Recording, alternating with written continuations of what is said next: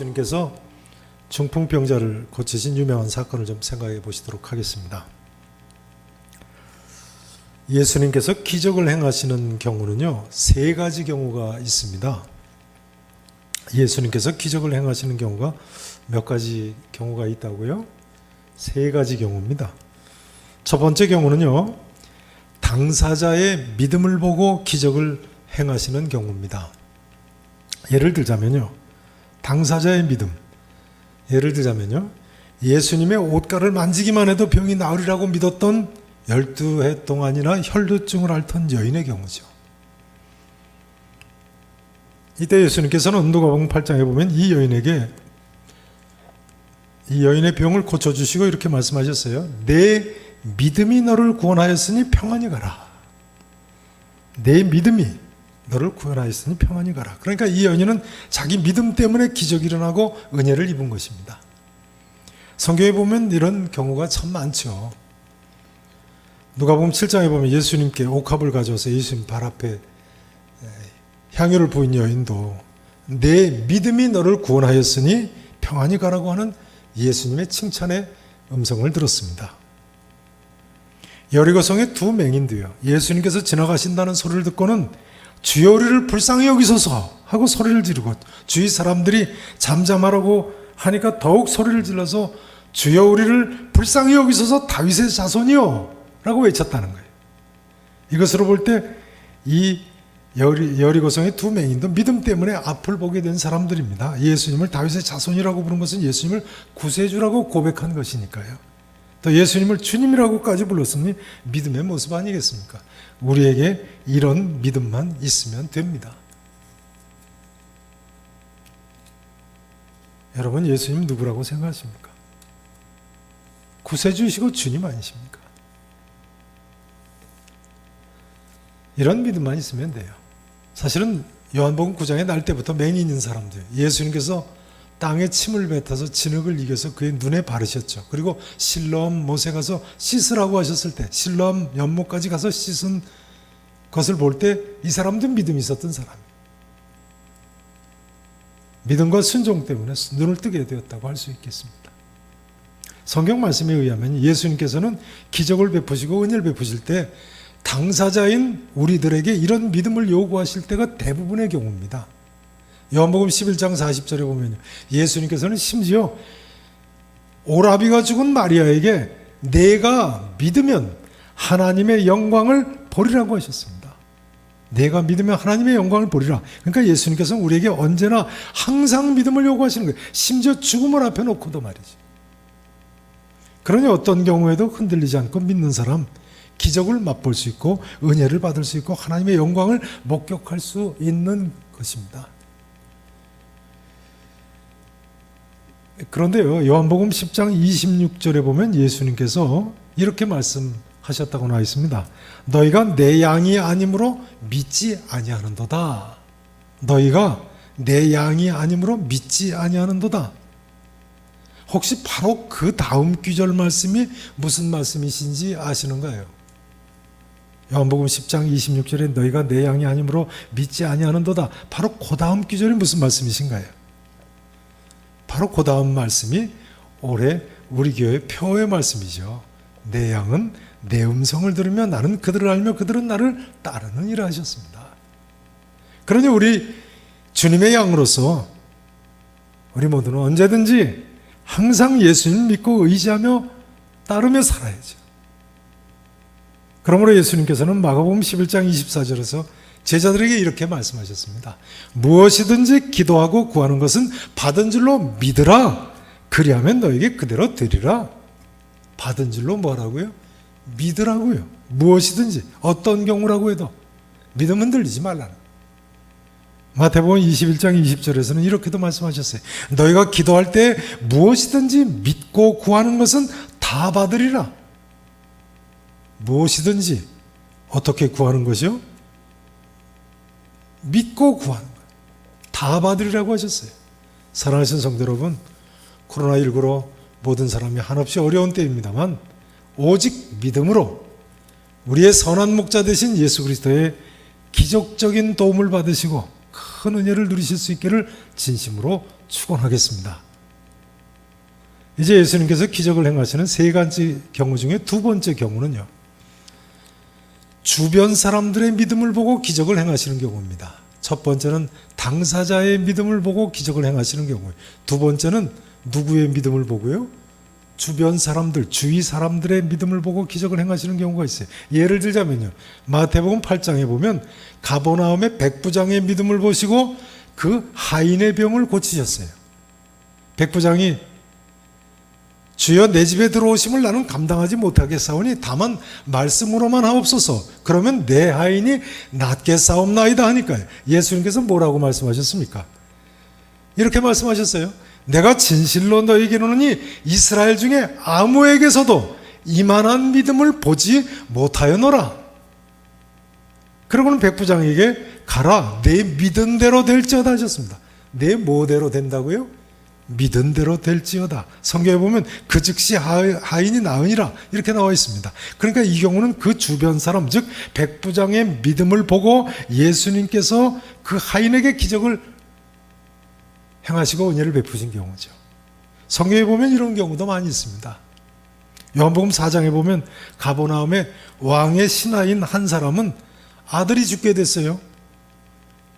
근데 예수님이 계신 가나성까지 쫓아가서 예수님 오시기를 간청을 했는데요, 예수님께서 가라, 내 아들이 살아있다 그렇게 말씀하시는데 이 말씀을 그대로 믿었다는 거예요.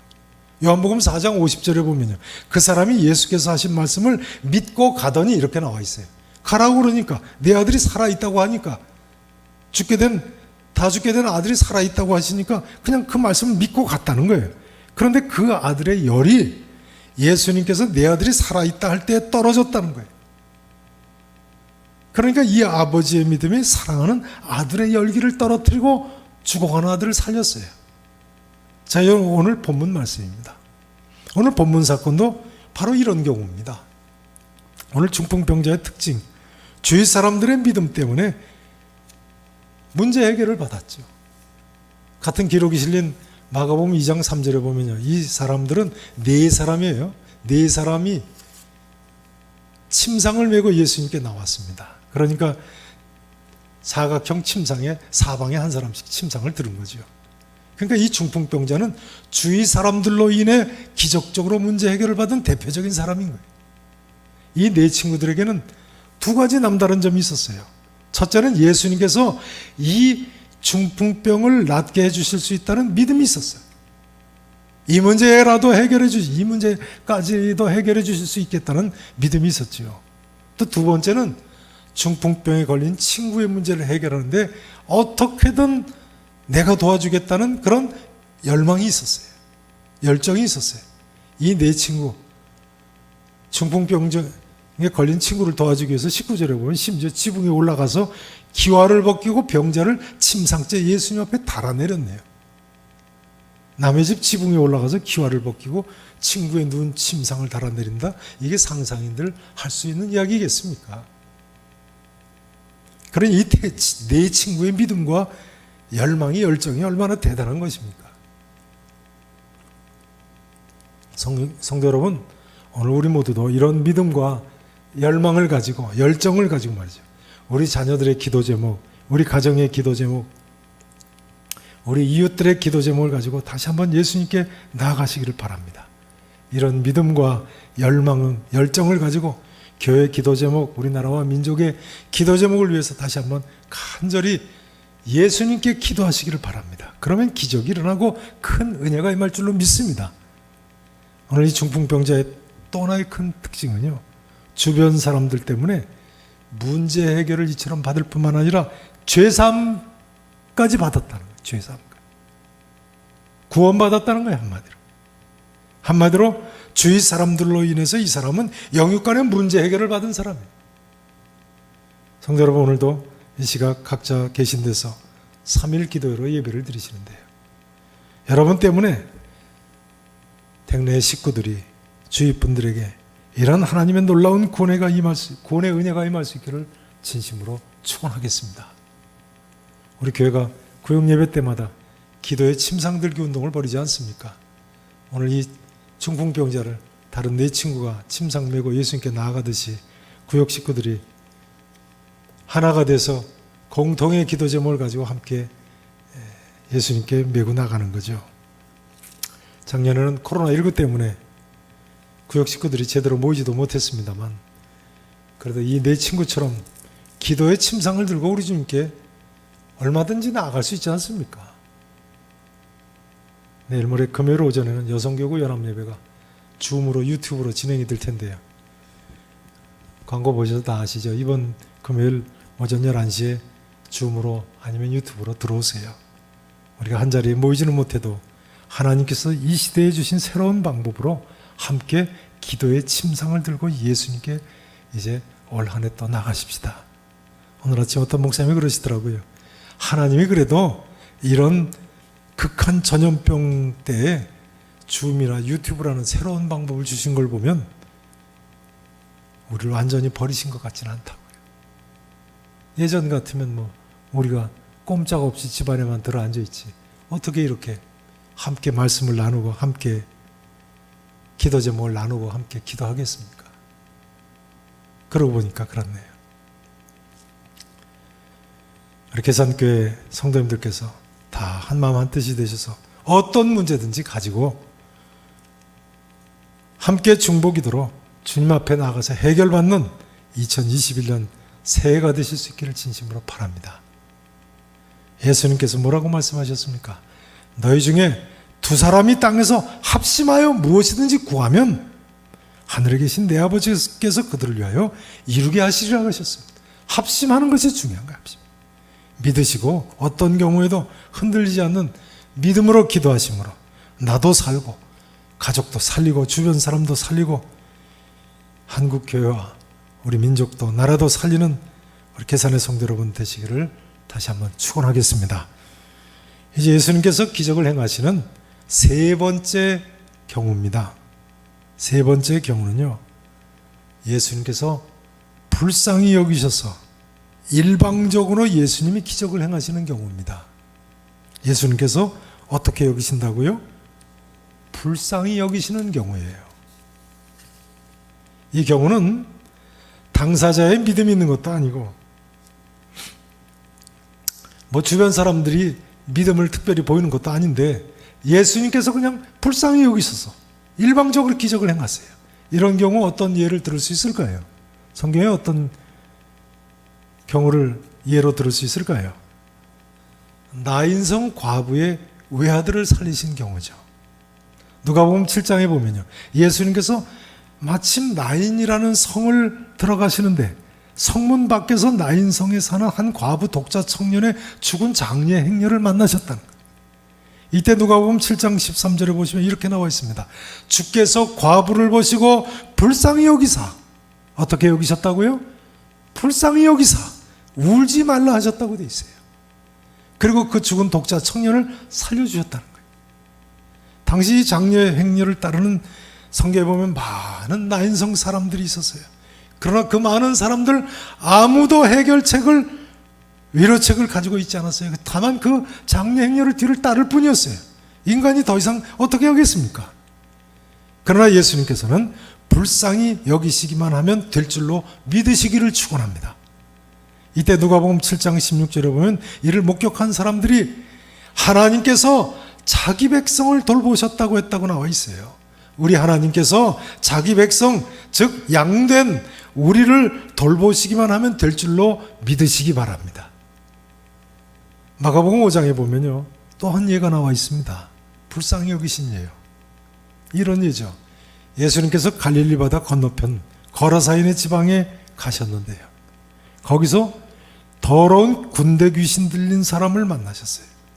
이 경우도 예수님께서 불쌍히 여겨서 고쳐주신 대표적인 예입니다. 예수님께서 2,000마리나 되는 돼지떼에 이 군대 귀신들 들어가게 하시면서 이 사람을 고쳐주셨는데, 어떤 분이 그렇게 의문을 제기하는 분이 계신 것을 봤어요. 아니, 예수님께서 왜 2,000마리나 되는 돼지를 희생시키면서 이 사람을 고쳐주시나? 그냥 말씀으로 해서 그냥 군대 막이 내쫓고 마시지. 물론 그렇게도 하실 수 있으시죠. 그러나 예수님 보시기에는요, 한 영혼이 돼지 2,000마리하고 비교해서 비할 바 없이 귀한 거예요. 더러운 군대 귀신 들리고 무덤 사이에 뛰어다니는 그 영혼이라고 할지라도 그 영혼 천하보다도 귀하게 여기시는 거예요. 그리고 불쌍히 여기신 거예요. 예수님께서 귀신 들렸던 이 사람 고쳐주시고 뭐라고 말씀하셨는지 혹시 기억나십니까? 마가복음 5장 19절에 보면 고쳐주신 후에 이 사람한테 이렇게 말씀하셨어요. 집으로 돌아가 주께서 내게 어떻게 큰 일을 행하사 너를 불쌍히 여기신 것을 내 가족에게 알리라. 너를 어떻게 여기셨다고요? 불쌍히 여기신 것을 내 가족에게 알리라. 여러분, 이 사람의 이야기가 곧 내 이야기 같다고 생각하지 않으십니까? 저는요, 이 사람의 이야기가 곧 내 이야기 같다고 생각합니다. 사실은 주님께서 우리를 이렇게 불쌍히 여기심으로 우리가 값없이 거저 하나님의 전적인 은혜로 마귀의 종되었던 자리에서 구원받은 것 아닙니까? 참으로 바라기는 우리 예수님께서요, 우리의 조그마한 믿음을 보시든지 아니면 우리 주변 사람들의 믿음을 보시고 은혜를 베푸시든지 아니면 우리를 불쌍히 여기셔서 기적을 베푸시든지 우리 모두에게 영육간에 구원의 은총을 베풀어 주시기를 진심으로 축원합니다. 오늘 본문 중풍병자의 또 한 가지 특징이 있습니다. 이 사람 예수님께 병 고침 받으러 왔다가 죄사함까지 받았다는 사실입니다. 이 중풍병자 병 고침 받으러 온 거 아니에요? 침상에 들려서. 근데 뭐까지 받았다고요? 죄사함, 영혼의 문제까지 해결받은 사람이 됐어요. 육신의 병만이 아니고. 근데 생각해 보면요, 처음부터 영혼의 문제를 해결받으러 예수님께 나오는 사람은 거의 없는 것 같습니다.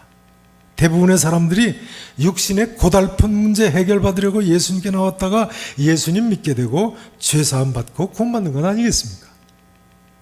저도 그랬죠. 예수님 믿기 전에는요, 왜 이렇게 아픈 곳이 많은지 모르겠어요. 하여간 죽는 줄 알았으니까요. 제가 전에 그러지 않았습니까? 까불다가 죽을 뻔했다고요. 꼭 믿게 하시는 하나님 특별하신 뜻이 있었겠죠. 그러니까요, 혹시 오늘 예배 드리시는 분들 중에 나는 그동안 별로 어려움이 없는데도 이렇게 믿게 됐다 하는 분들은 특별히 감사하시기 바랍니다. 다른 사람보다 더 감사하셔야 됩니다. 더 예수 잘 믿으셔야 돼요. 아무튼 그러고 보면요, 오늘 본문의 이 중풍병자의 이야기는 바로 우리들의 이야기인 것입니다. 성경에 보면요, 예수님께 나온 사람들 사실은 거의 다 한결같이 그랬어요. 12를 혈루증으로 앓던 여인도 애초에 혈루증 고치려고 예수님께 나왔다가 따라 내 믿음이 너를 구원하였으니 평안히 가라는 구원의 음성을 들었죠.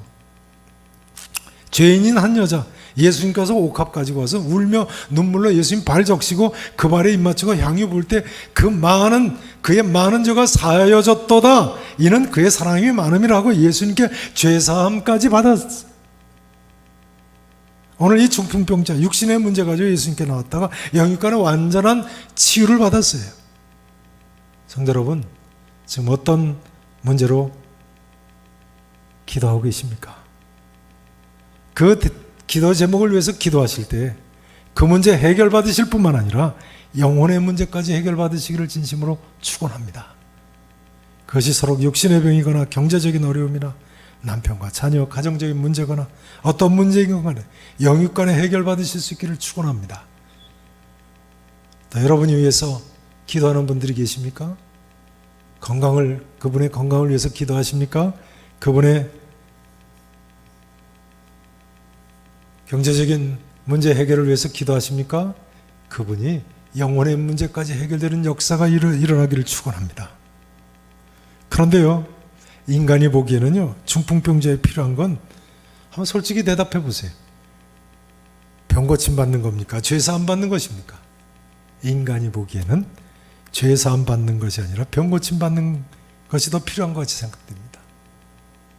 그러나 예수님께서는 이 중풍병자 먼저 죄 문제 해결받기를 원하셨어요. 20절에 보시면 먼저 이 사람아 내 뭘 받았느니라 하십니까? 죄사함을 받았느니라. 20절에서 먼저 죄사함을 받았다고 선포하세요. 그리고 나서 25절에 가서야, 그러니까 후에 말이죠, 고쳐주시지 않습니까? 내가 내게 이르노니 일어나 내 침상을 가지고 집으로 가라. 사실 모든 인간에게 있어서 그가 가진 문제가 아무리 크다고 할지라도 가장 중요하고 시급한 것은 그러니까 죄 문제 해결받고 구원받는 거예요. 공감하십니까? 틀림없습니다. 이사야서 59장 1절 2절 말씀해 보면요, 하나님께서 그래서 이렇게 말씀하십니다.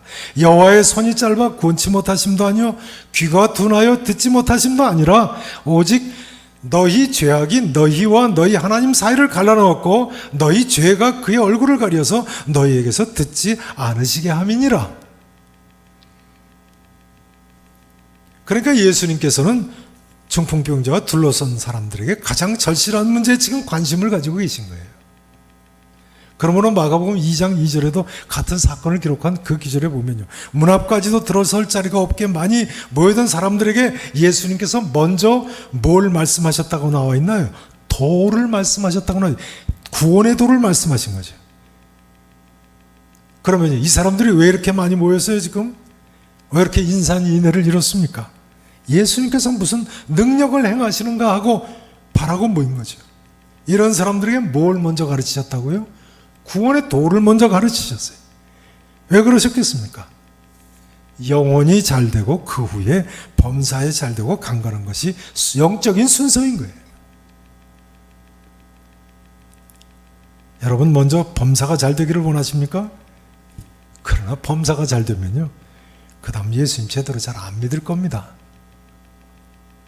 범사, 모든 일이 잘 된다?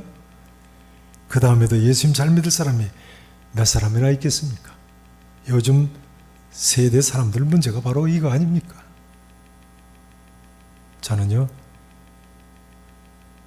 코로나19 때문에 모든 것이 다 멈춰버린 것 같습니다만 이번 기회에 사람들이 우선순위를 바로 좀 잡았으면 좋겠습니다.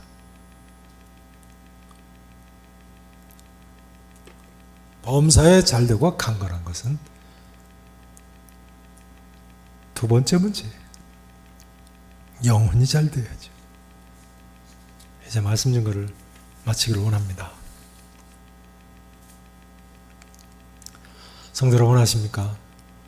예수님께서는요, 중요한 내용입니다. 예수님께서는요, 한 번도 자기 자신을 위해서는 기적을 행하신 적이 없습니다. 한 번도 자기 자신을 위해서 기적을 행하신 적이 없어요. 예를 들자면요, 그래서 예수님께서는 때로는 시장도 하셨고 때로는 목마르기도 하셨습니다. 또 때로는 피곤하기도 하셨고 또 때로는 땀이 땅에 떨어지는 핏방울 같이 되기도 했고 또 십자가 위에서는 물과 피를 다 쏟는 고통을 몸속 겪으시면서 돌아가시기까지 하셨어요. 그러나 예수님 그 어떤 경우에도 자신을 위해서 기적을 행하지 않으셨어요. 그러나 제자들을 위해서는요, 기적을 행하셔서라도 도와주셨어요. 기적을 행하셔서라도 도와주셨어요. 예수님께서는 양된 우리를 위해서도 하나님 나라를 위해서도 마찬가지로 기적을 베푸시고 은혜를 베푸시는 분이십니다. 특별히 요즘 우리 모두가 어려운 때를 지나고 있는데요, 우리 모두의 믿음이 필요하고 순종이 필요하고 그렇기 때문에 기도가 필요합니다. 우리뿐만 아니라 우리 주위에 각양의 문제에 시달리는 가족들, 교우들, 이웃들, 병으로 경제적으로 온갖 문제로 시달리는 분들을 위해서 우리의 믿음이 필요하다고 하지 않을 수 없습니다. 이 시간 우리 모두가 다 함께 예수님께 나왔던 침상을 든 네 친구처럼 다 하나가 돼서 한 마음으로 중보기도로 참 좋으신 예수님께 나아가기를 원합니다. 중요한 점은요, 우리가 기도하는 동안 문제가 해결될 뿐만 아니라 코로나도 물러나고 뿐만 아니라 구원사건도 일어나고 우리 민족의 민족 복음화도 허락해 주실 줄로 믿습니다. 내 영은 내 음성을 들으며 나는 그들을 알며 그들은 나를 따르느니라. 소망을 갖고 힘내 믿음으로 흔들리지 않는 믿음으로 기도하시고 승리하시기를 우리 구주 예수 그리스도 이름으로 간절히 축원하겠습니다. 기도하시겠습니다.